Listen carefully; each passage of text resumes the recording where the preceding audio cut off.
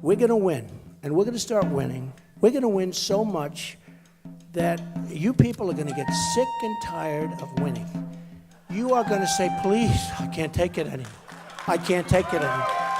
No.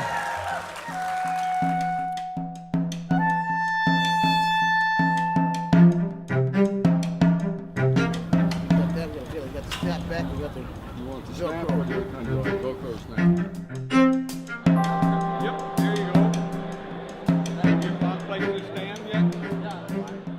It's hard to know where to begin talking about Donald Trump and Donald Trump, the presidential candidate, because there's never been a candidate quite like him, at least not in modern times.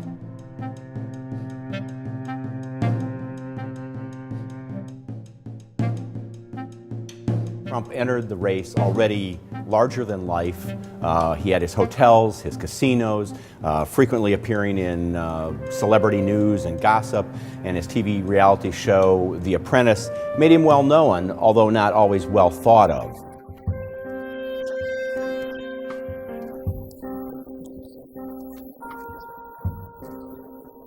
The fact that he entered the race at all came as a surprise to a lot of political observers who thought his talk was just bluster.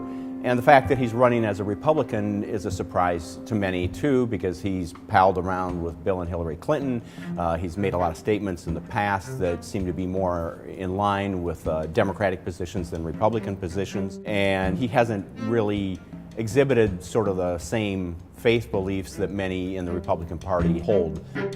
But the biggest surprise probably is the reception that the 69-year-old Trump has gotten on the campaign trail. One of his staffers bragged that they get more people at their caucus training events than other Republicans get at their campaign rallies. But he's running as an outsider who has an appeal to angry Americans, people who are out of work, disenfranchised, disaffected. And it's not just Republicans who are coming out to see Donald Trump. There are a lot of independents, there are some Democrats, and runs the gamut from Tea Party conservatives to people looking for a pro-business, strong defense president. We're Trump supporters because we want to see a difference in this next election and going forward in our country, and we think Trump's the man to get her done.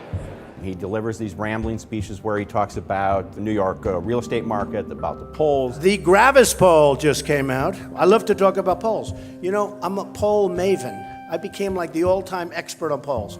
And people say, why does he always talk about polls? But these are the people that are number 12, number 9. Then he delivers moments of clarity when he says something like, I'm going to build a wall and the Mexicans are going to pay for it. Thousands of Mexicans, they're great.